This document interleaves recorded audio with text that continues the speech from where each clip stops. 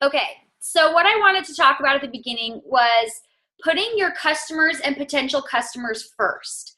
So a little bit of what that looks like. I don't know, some of you guys, Vanessa, actually, I don't know if any of you guys know me from this group I was in before I was a coach called the Operation Group on Facebook. So I had been friends with this lady I became friends with her because I used her at-home fitness DVDs called Moms into Fitness, and I saw great results, and so I naturally shared with all of my friends. This was after I had Isaac and my second. So anyway, she created this group on Facebook for moms who were trying to get their bodies back who were using her stuff usually. So anybody could join it, and she added me to kind of be like a mentor and to help people because she knew I'd seen great results.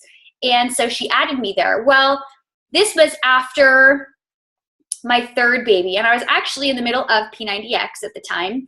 I had used her stuff to kind of get me, because her stuff was more similar to like 21 Day Fix. Very simple workouts, not anything crazy hard, nothing like Insanity or P90X or anything, but kind of beginner and for moms who'd had kids. So she put me in this group, and I started answering people's questions when they were asking about her DVDs and when they were asking about what workouts they should be doing. And I started kind of acting as a coach, but I didn't get paid for it. And I loved it because I was kind of like the spokesperson in there, and the lady who created the group didn't have time to be in there. So I was almost answering for her. And because of my experience over all the years of losing weight and trying all these different things, and not eating enough and all that stuff, I just was sharing what had worked for me. And this is actually how I got into coaching, because I posted a progress picture, and I had been doing P90X and Insanity. So when I was asked what I had been doing, that came up in the conversation, and I was approached by a girl in that group about Beachbody coaching. That's actually how I became a coach. But the point of the story is I was helping people in that group, giving advice.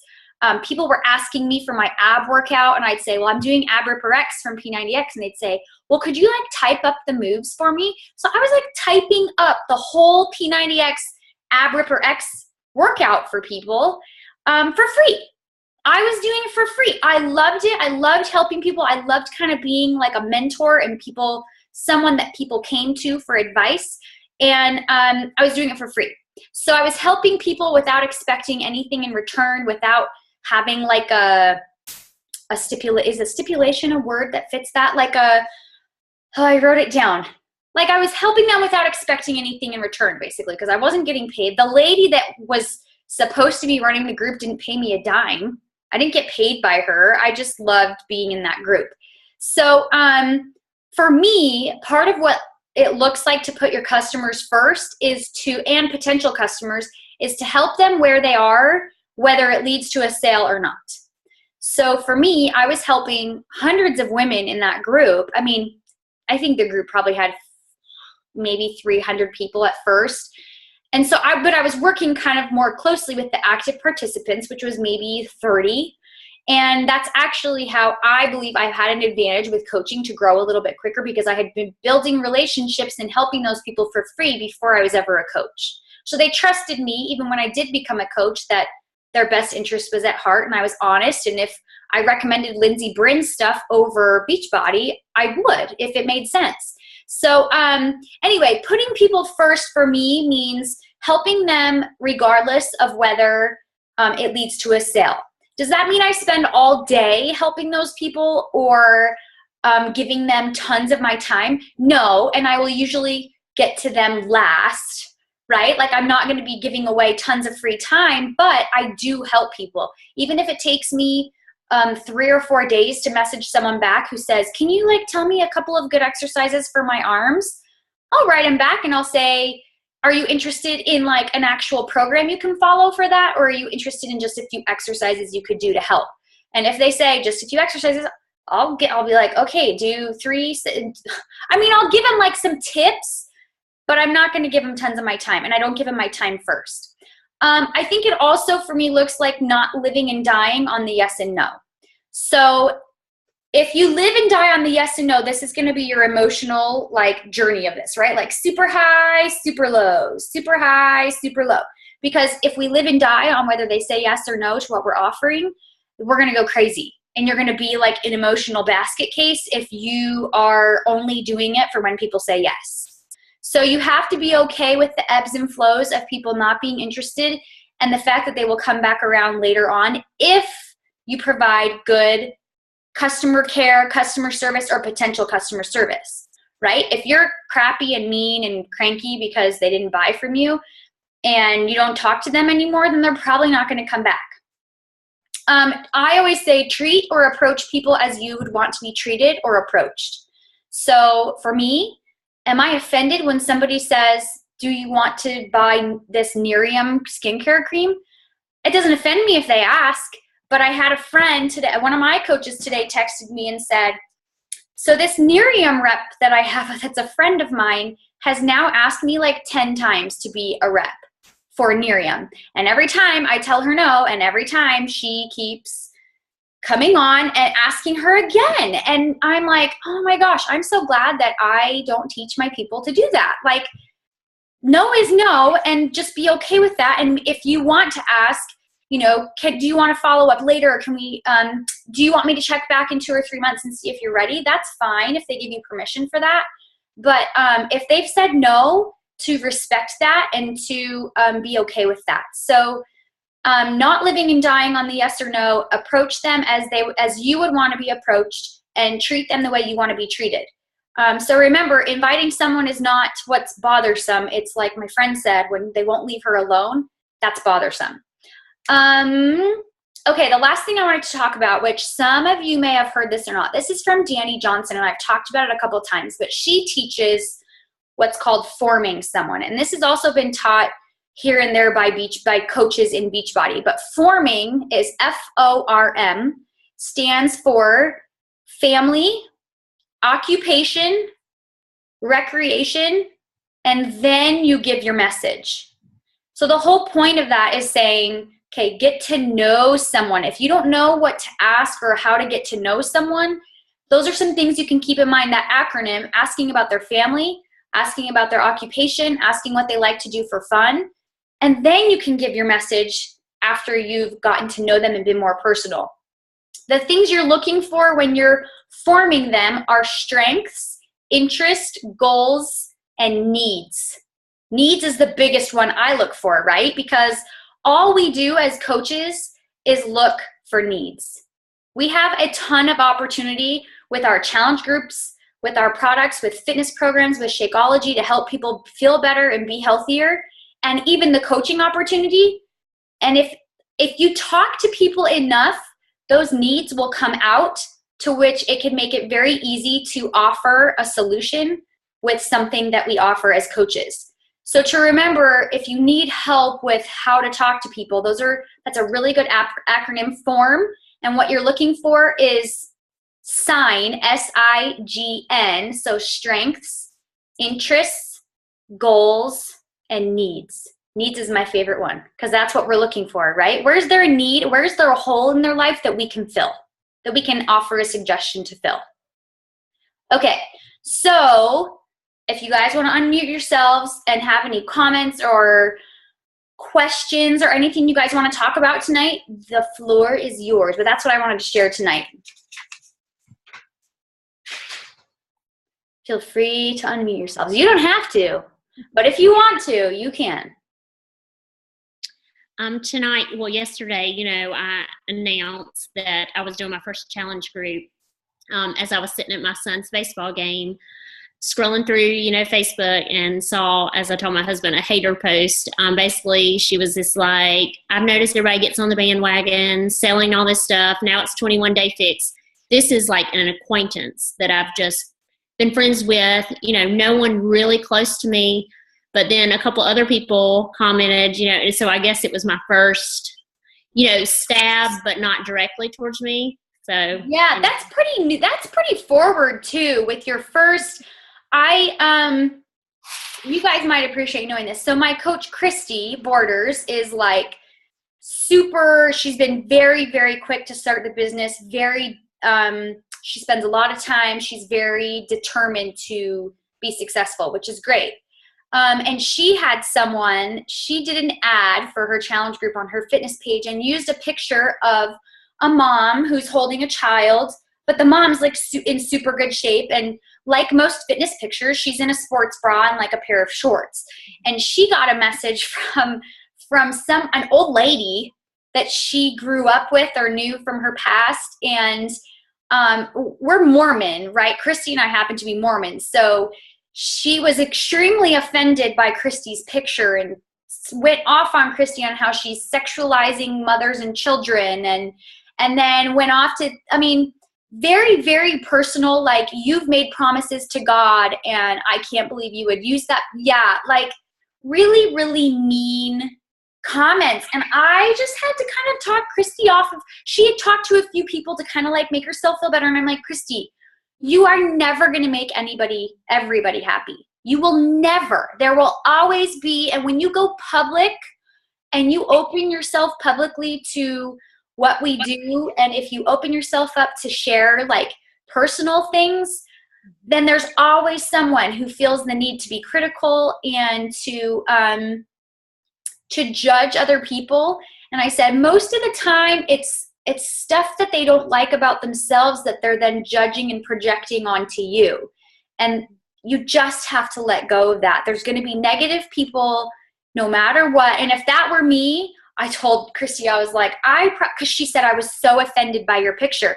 I told Christy, I probably would have messaged her back and said, I'm really sorry that my picture offended you, but you actually really hurt my feelings as well by saying the things that you did. Because if you knew my heart, you would know that my intention was not to sexualize women and children. And I'm just here to help moms. And I'm like, what did she want you to post? Like a picture of a lady working out in like a dress, like from head to toe? Or like, I mean, come on. We're in the fitness business. That's what attracts people way more than like some lady with, you know, like a shawl. And I mean, that doesn't even make any sense. So anyway, the haters will be there. I'm surprised you already got a negative comment. Did you comment back? No, I haven't yet. And several people have commented on like this little, I guess like a post of hers, and, you know, said, yeah, I posted, I was trying to lose 30 pounds and now everybody's trying to sell me something. I thought about commenting and then I was like, no, it probably will just be taken the wrong way. So if it was a close friend, it would be different. Yeah. But being someone that I met through another person, I'm just going to let it go. That's what's so hard though. And that's where it just has to be like you being a product of the products. Because that more than anything is what is going to draw people to you. Because you're exactly right. You could argue. And if it was a really negative comment, I would say to delete it. If it took away from the power of your post and the positivity of it, I don't hesitate to delete stuff. My own brother-in-law was awful on my fitness page. And I was like, delete all the time. And he finally stopped. But if it's taking away from your post and the positivity of it, I would not hesitate to delete them. And if you wanted, you could maybe personal message those people if you felt inclined to say, I actually really love this and I'm doing it for fun and to help people because it's helped me so much. And then just leave it at that and let them judge whatever they want to judge. But it's hard. I had a girl when I very first was a coach. It was before I had surgery. And I had no chest, and I was fairly lean at the time. And I was lifting. I was doing P90X in my picture, and so my muscles were kind of popping. Ashley might even remember this. And this girl commented on my fitness page that I looked like a dude, and that I had lifted so many weights that I had no feminine features left. And I was crying. It was my first like negative comment. It was about my body. It was about like something I was already very self-conscious of, my non-existent breasts. Welcome to my life. What's that? Welcome to my life. That's why I got them fixed. Not for other people, but that's what was so hard is then I decided to have surgery, right? And then I was like, I'm going to have people judge me because I have surgery, right? I'm going to have people that are like, oh, her and her fake boobs. And, you know, like, why don't you just love your body the way it is? And I'm like, so what I did was when I did have my surgery a year later, probably a year and a half later, I did a very real post on my fitness page and was extremely honest and said, I've been trying to pretend like I'm still working out and I'm like, you know, all good and stuff, but truly I had surgery and this is why. I was changing clothes in the closet so my husband couldn't see me. I had the lights off all the time in the bedroom. I was extremely mortified of my body, and I was very, very upfront and honest about how I felt. And I'm sorry if your husbands are in the room. You guys are probably all like, awesome. But like, I was very real and open and honest about it. And I had such amazing feedback when I spoke from here as to who I was and why I was doing it. And as opposed to the girl who was just judgmental about my body because I had lifted too many weights, you know? And I think I did respond to her and say, it has nothing to do with me lifting weights. It has to do with having 4 kids and being overweight as a child and losing weight and breastfeeding, and has nothing to do with me lifting weights. Anyway, they're going to be there. Those people are going to be there, and you learn to have a thicker skin for sure. So are you doing okay, or was it really bothersome to you? No, I'm fine. I mean, this is someone that's always on there about her fitness, trying to lose weight, you know, and things. So I thought it was just kind of funny that she was just like, you know, people are trying to tell me I need a meal guide, nutrition guide. And she made her own Facebook post about it on her page. And just kind of going off on how she was going to still eat her Mexican food and have her drinks and do her own thing. But she was like, I'm tired of hearing about people trying to sell me things. So I thought it was just interesting, especially when she's always commenting about running, trying to lose weight, getting up at 5 in the morning. So she'll probably be one that comes around over time. As long as you're still like an example and you're walking the talk, she'll eventually probably humble herself to be like, my Mexican food's not going to work. And then you can graciously help her when she's ready. And that's the beauty of if you have that thick skin and you are able to forgive and not take things personally and just kind of like be okay with it, then when they are ready and they are watching you, then they will be comfortable to come to you because you haven't snapped back or been rude back or anything like that. Anybody else have comments, questions, anything you guys want to talk about tonight?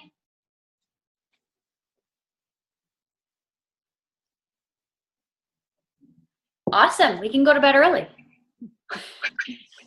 Okay, we'll end it, and then I'm recording it, so in case some of you guys jumped on late, you can jump on, and I'll probably put it up tomorrow. All right? You guys have a good night. The beginning I talked about, what was it? Who was on? Now I can't remember. Putting your customers first. So you guys can rewatch the beginning if you missed it. Okay, we will probably reschedule next week. I have to decide. My husband's going to be gone, so I'll let you guys know what I decided to do for that. But I'll let you know for sure. Okay, we'll talk to you guys later. Have an awesome night. Sleep good. You too. See ya. Bye.